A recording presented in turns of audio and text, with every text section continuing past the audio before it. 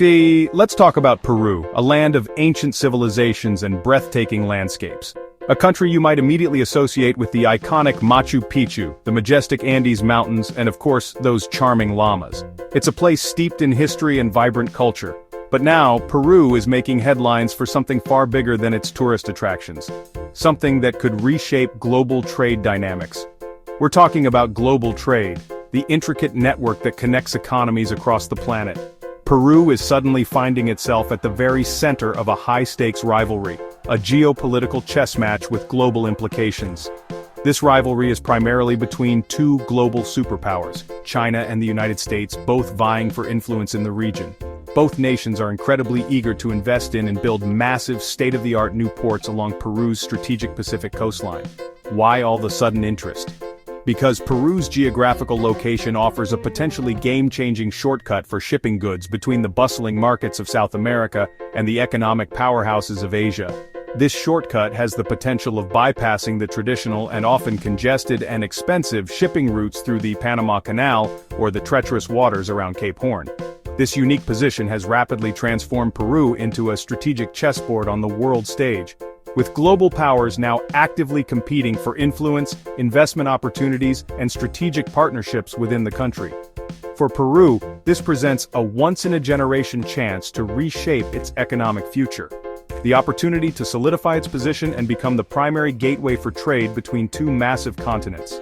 The critical questions now are, which nation will ultimately get to build this crucial door? And more importantly, who will hold the keys to this vital trade route? And perhaps most importantly, can Peru effectively manage the potential chaos and navigate the complex political landscape that comes with such intense global attention? Things are already rapidly evolving and becoming incredibly complicated with potential long-term consequences for the region and the world. The world stage is set, and the players are positioning themselves for dominance.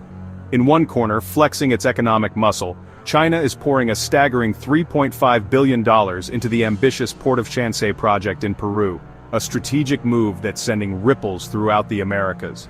This isn't just any port, it's set to be the first Chinese-controlled deep-water port in South America, a gateway poised to reshape trade routes and geopolitical influence. But the United States isn't standing idly by. In the other corner, the US is backing a rival port project in Corío, also in Peru, pitching it as the democratic alternative, a beacon of free trade and partnership in a region increasingly drawn to China's economic orbit. But so far, the Corío project is mostly talk, a series of diplomatic overtures and promises that have yet to materialize into concrete action. It exists primarily on paper, in architectural blueprints and ambitious construction plans. Meanwhile, Chancay is nearly finished, a testament to China's rapid infrastructure development and strategic foresight. It's promising to slash shipping times to Asia, offering a tantalizing prospect for South American exporters eager to reach lucrative markets.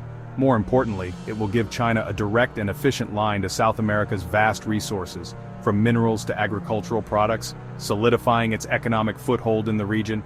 The US is scrambling to catch up, reassessing its strategies and seeking ways to counter China's growing influence.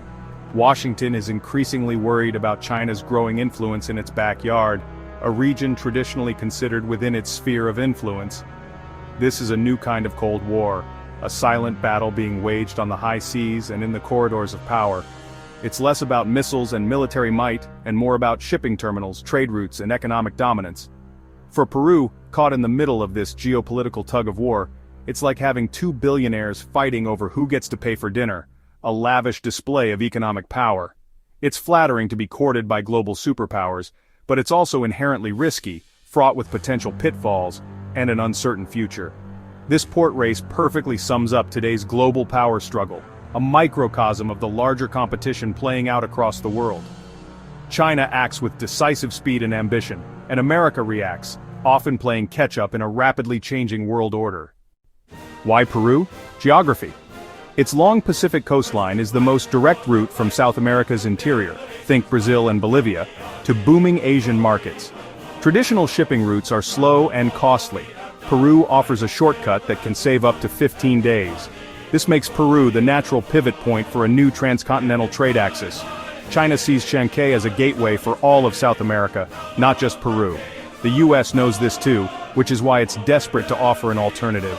The fight for Peru is really a fight for control over the continent's future trade flows. Peru is suddenly the hottest piece of real estate in the hemisphere. Peru isn't just a shortcut, it's loaded with resources the world craves. It's the world's second-largest copper producer, and China needs copper for everything from electronics to green energy.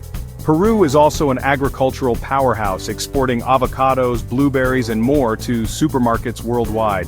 Its pro-trade policies and free trade agreements have attracted global investment and built a strong, stable economy. Combine location, resources, and openness, and you get a country primed to become a global trade hub. That's why the world's biggest economies are lining up to invest. Peru is selling what the world is buying, and soon, it'll have a much bigger store to sell from. The stakes couldn't be higher. Building a megaport is just step one. The real game changer is the Bi-Oceanic Corridor, a proposed network of roads and railways linking Brazil's Atlantic coast to Peru's Pacific ports. This would let goods cross the continent in record time, opening up new markets and slashing costs. But the challenges are huge. Building through the Amazon and Andes is an engineering and environmental nightmare.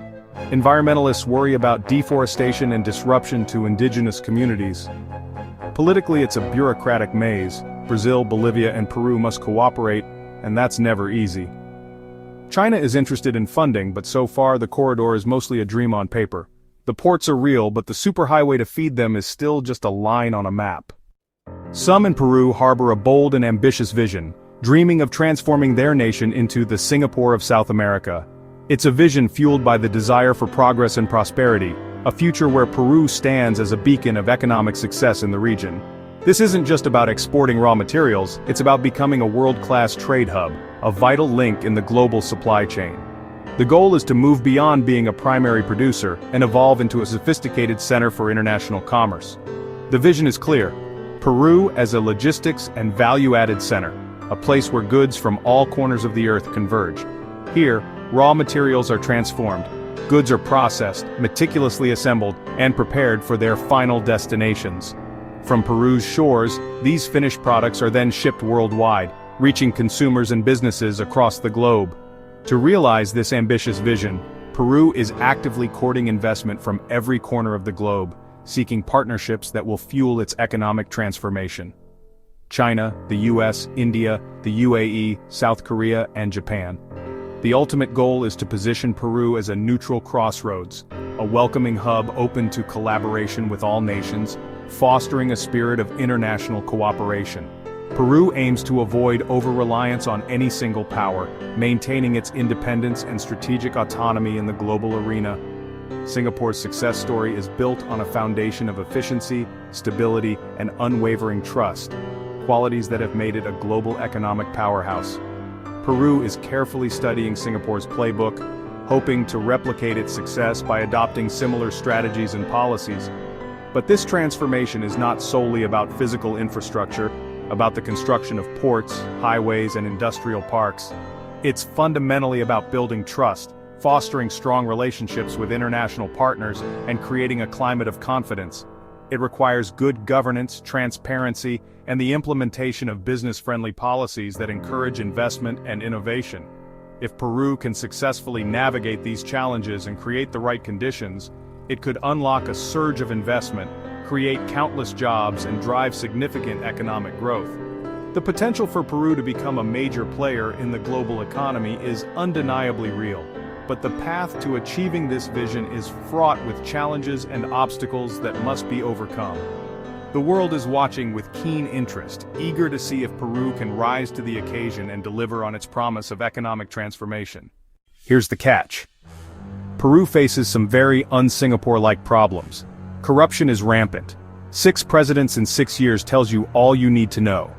Political chaos and graft make investors nervous and threaten long-term projects. Crime is another threat. Drug trafficking, illegal mining, and extortion could turn new trade routes into criminal highways. Infrastructure outside the main cities is crumbling, and if prosperity doesn't spread beyond Lima, social unrest will follow. To succeed, Peru must fight corruption, strengthen the rule of law, and invest in nationwide infrastructure. The dream is within reach, but the risks are real. Peru could become a global trade powerhouse, or a cautionary tale of squandered potential. The clock is ticking and the world is watching.